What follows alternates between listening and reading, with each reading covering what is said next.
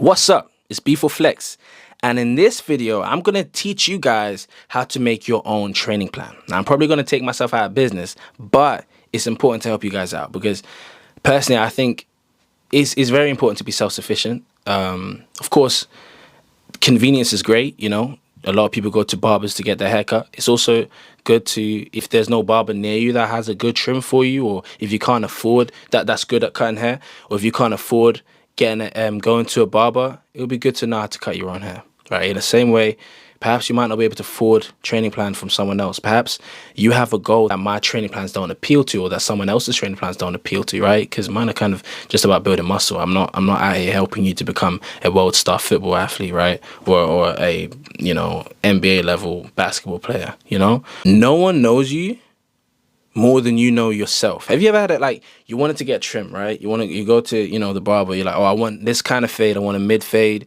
I want it kind of low towards the hairline so you can really see the hairline like stand out, kind of dark, and I want the line up to be sharp, like slightly slanted but not too slanted, whatever, so that it really looks sharp and whatever, you know. And the barber's like, this is the trim, and you're like, it looks alright, it's not exactly what I wanted, but it's high, you know. Or like you go to, you know, you have a high top, maybe, you know, you're like, oh, take a little off the top, but not too much, just a little bit, maybe like about a quarter inch, and then they take off half an inch, you know. You're like, it doesn't look exactly how you planned it, you know.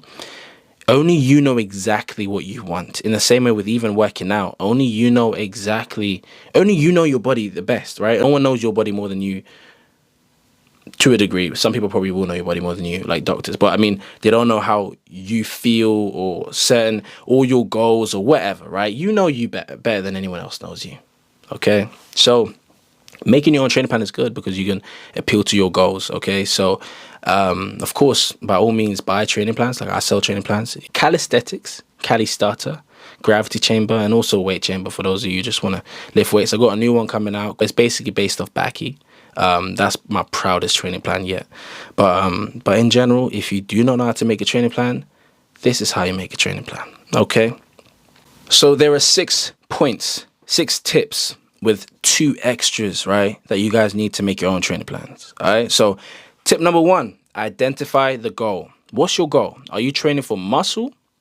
Are you training for strength?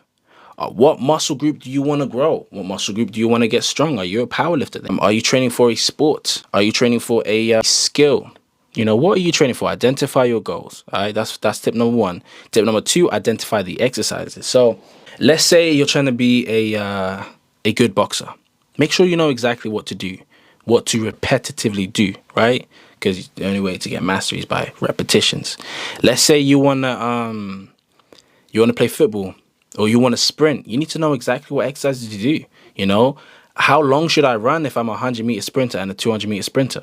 You need to know that. So know your exercises. If you want to focus on building muscle, what exercises help you grow or focus on your upper chest, your upper back, or whatever muscle group you're focusing on, right? So identify the exercises, try to get a couple decent exercises, you know, and rank them on a scale of effectiveness, you know, which ones are most effective, which ones do you prefer the most as well, because you want to do stuff you enjoy, and then identify. So you identify them and whatever, you list them, whatever, right? So you have all the exercises you will do, you rank them as to effectiveness.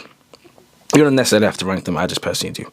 Then you figure out the volume and intensity needed. Because believe it or not, the volume and intensity varies for your goal. That's why you need to identify your goal, okay? So, for example, if you want to build muscle, you don't need a whole bunch of intensity. You definitely do need intensity, but not like insane intensity, but you need a whole bunch of volume. Of course, there are different ways you can also train with more intensity and whatever, but more time, you need a whole bunch of volume. If you're looking to get stronger, you don't need volume, but you need a whole bunch of intensity. Right? If you're looking to learn a skill, you don't even need intensity, you need a whole bunch of volume. Find out how much volume and how much intensity you need, all right? So you get a good balance. Next, find out how many days you need or want to train, okay? So some things is best to do twice a week, so you have to do at least twice. And then think, how many days do you want to train? Are you willing to train more, you know?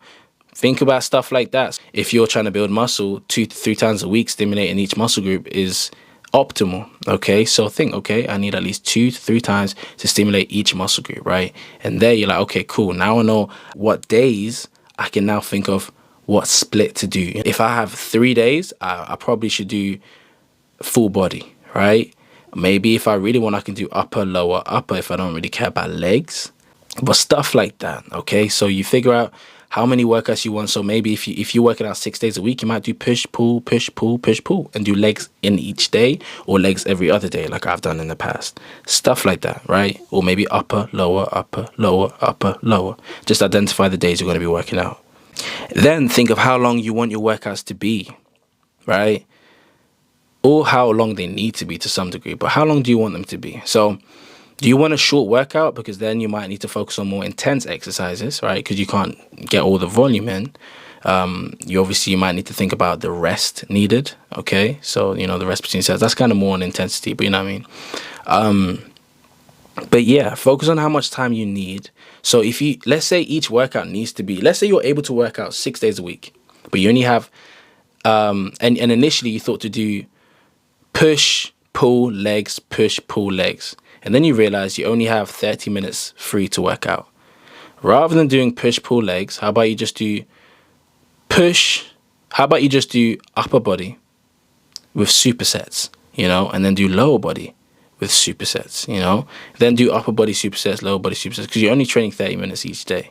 It's sustainable, So think about how long your workouts need to be or are able to be, or how much time you actually have spare, so that you can think about how long each workout needs to be, and that can actually help you think about the workout split you need. Plan a deload week. So plan times where you drop the intensity. Okay, that's very important, right? Drop the intensity every now and again, right? Just to make sure, like, there's been studies where they even speak about this, where overtraining for a little bit and then having a week deload is good. So as a kid, I used to do this. As a teenager, I used to train consistently and then up the intensity for 2 weeks, 1 to 2 weeks of very high intensity, more time, 2 weeks.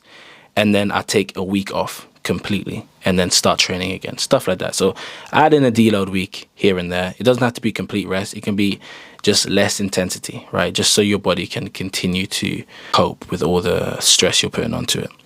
Learn your body, over time, how much you can take. You know that, oh, you know what? I thought I only needed a deload week once every 7 weeks, but actually I need one every 3 weeks or every 2 weeks, stuff like that. So learn your body, okay? Take your time. You might find there's certain exercises that you respond to better, certain exercises you prefer. So learn your body, come to understand what you need. And take time. You can always readjust, you can always adjust your training plan. That's actually the last tip. You can always adjust your training plan. The training splits that are optimal, in my personal opinion, is either push, pull, legs, or upper, lower, or full body, right? Anyone who tells you full body doesn't work is stupid, okay? Full body also works. Upper, lower, push, pull, legs, and full body. I wouldn't advise doing chest and triceps, because when are you doing your shoulders? It's weird, right? Or just doing arms one day, doing shoulders one day. That's not optimal, right? So I would recommend either push, pull, legs, or full body, or upper, lower, right? I actually alternate mine. I always alternate. Sometimes I'm doing full body workout. Sometimes I'm doing upper, lower. Sometimes I'm doing push, pull. So figure out which one you like, but you can always adjust it. You might like like full body sometimes. And you might like upper, lower sometimes. You might figure out, you know what?